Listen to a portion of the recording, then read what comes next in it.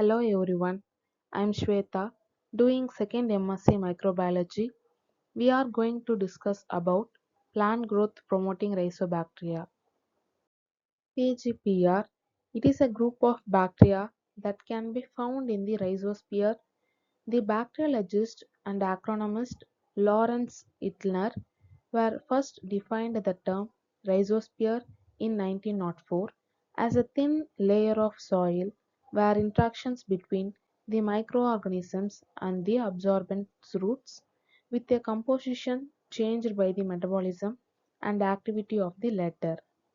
The term plant growth promoting rhizobacteria refers to bacteria which colonizes the roots of plants, that is rhizosphere, that enhances the plant growth.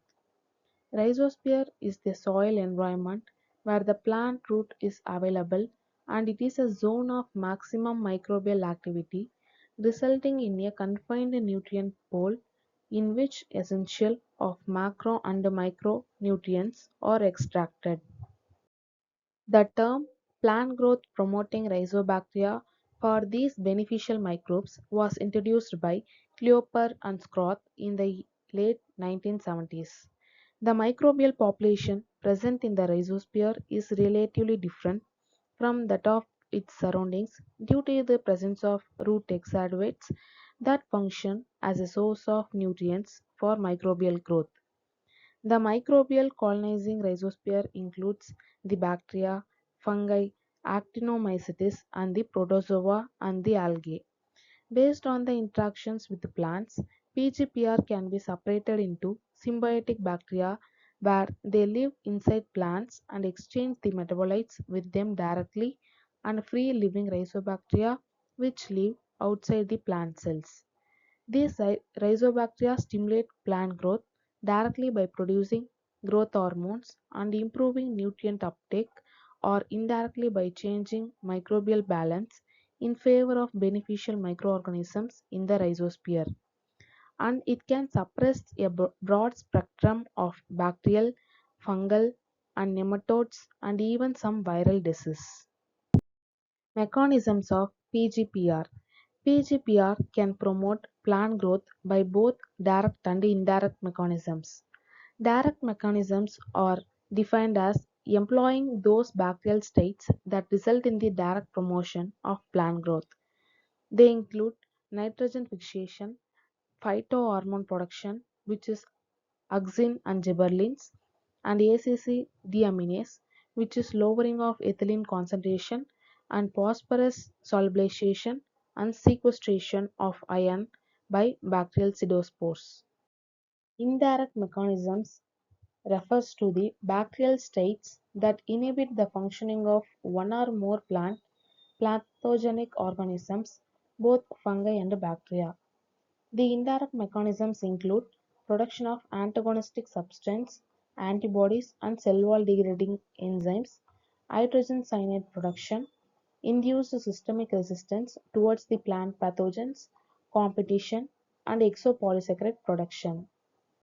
The first one is direct mechanisms of PGPR, which is nitrogen fixation.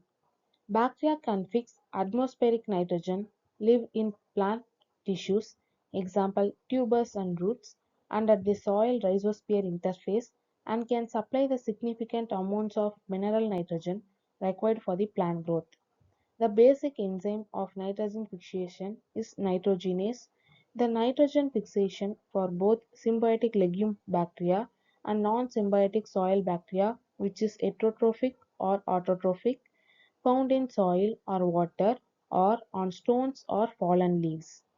Symbiotic bacteria of legume nodules are believed to be the most critical component of the biological fixation of atmospheric nitrogen.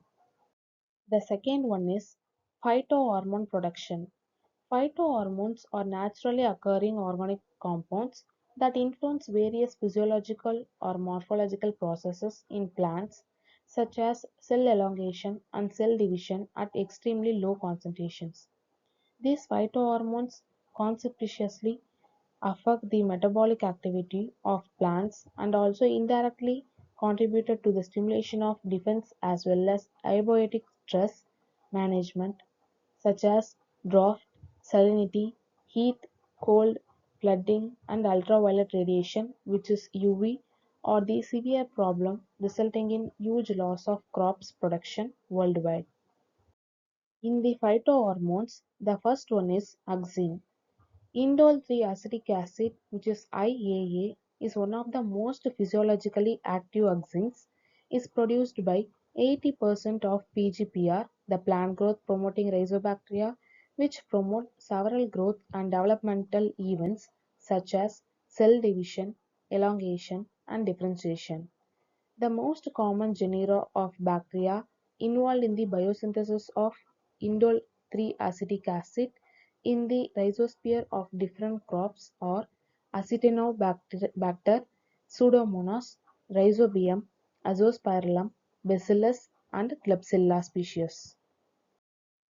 The second one is gibberellins. Gibberellin has a vital role in seed germination and emergence, floral induction, flower and fruit development, stem and leaf growth, whereas the most dominant physiological effect of GA is shoot elongation. Gibberellin is naturally produced by higher plants, fungi, and the bacteria.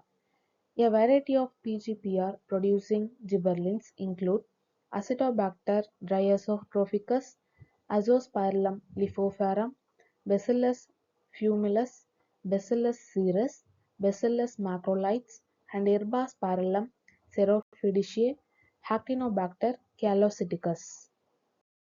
And the third one is ACC deaminase, which is lowering of ethylene concentration. Ethylene is a key phytohormone having a vast range of biological functions, including plant growth and development. The presence of 1-aminocyclophosphine 1-carboxylate deaminase producing PGPR plays an active role in the modulation of ethylene levels in the plants. Bacterial synthesizing ACC deaminase belongs to the genera of Pseudomonas, Bacillus, Acinetobacter, Azospirillum, Achromobacter, Enterobacter, Burkholderia, Agrobacterium, Alcaligens, Rhizosbium, and the Serratia. The fourth one is phosphorus solubilization. The mechanism of phosphorus solubilization is associated with the release of low molecular weight organic acids like acetic acid, lactic acid, glycolic acid, through which their hydroxyl and carboxyl groups chelate the cations bound to the phosphate, ultimately converting it into soluble forms.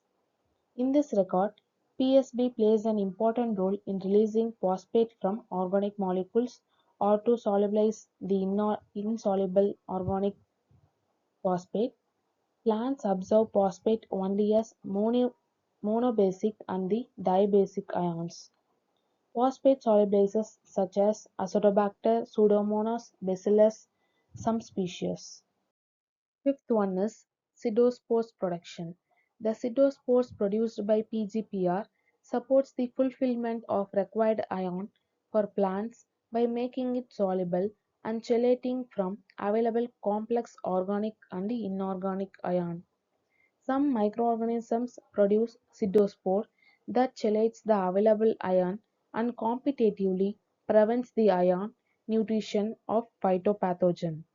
Microbes have difficulty in obtaining sufficient iron to support their growth in the rhizosphere because of the ferric oxide formation as a result of conversion of the surface ion into insoluble form like oxyhydroxide under aerobic conditions.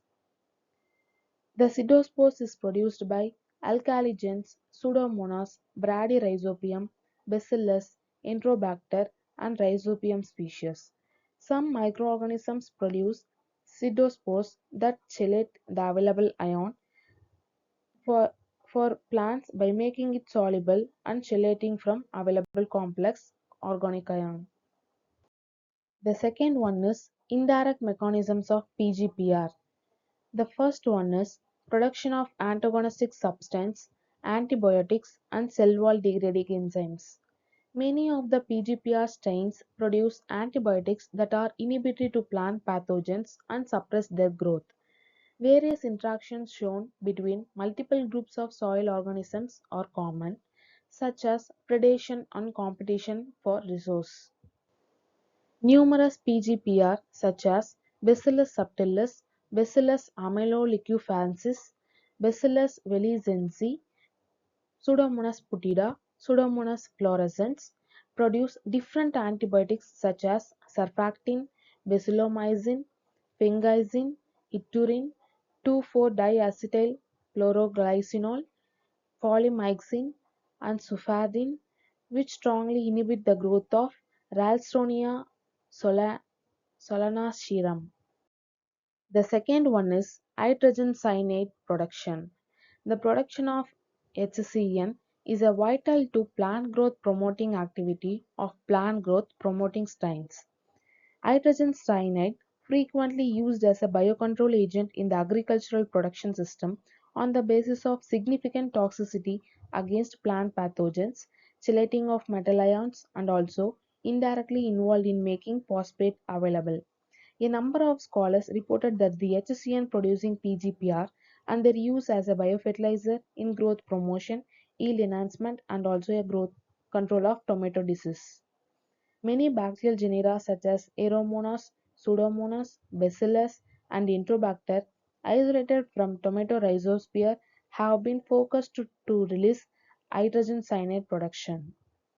The third one is induced systemic resistance towards the plant pathogens.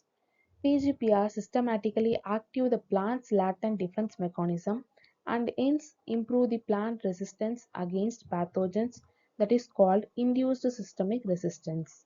There are many reports where PGPR have been found to induce plant defense by inhibiting the pathogens. For instance, Bacillus amyloliquefazins, Lactobacillus paracasi, Pseudomonas fluorescens, and Pseudomonas putida induce the systemic resistance against phytopathogens of tomato. Fourth one is competition.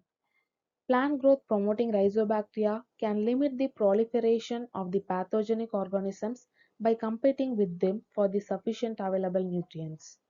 Some biocontrol (PGPR) outcompete plant pathogens either for binding sites on the plant root or for the nutrient. As a result, limit the binding of pathogens to the plants and therefore making it difficult for it to proliferate. PGPR competitiveness works in synergy with other biocontrol mechanisms to inhibit the functioning of phytopathogens. And finally, exopolysaccharide production. Exopolysaccharides are produced and excreted by bacteria in the generation of biofilms to provide a protective environment. Exopolysaccharides are most important part of extracellular matrix that often represents 40 to 90% of the bacterial weight. The important roles exhibited by EPS are protective, surface attachment, microbial aggregation, and biofilm formation and bioremediation. Some EPS producing bacteria like Pseudomonas have the ability to survive even under drop stress due to the production of their EPS. The EPS protect these bacteria from desiccation under drop stress by enhancing the water retention and by regulating of organic carbon source diffusion. Water availability in the soil also affects the soil structure. Plants treated with EPS producing bacteria like Azospirillum showed resistance to water stress through improvement in the soil structure and soil aggregation. Thank you for your patience.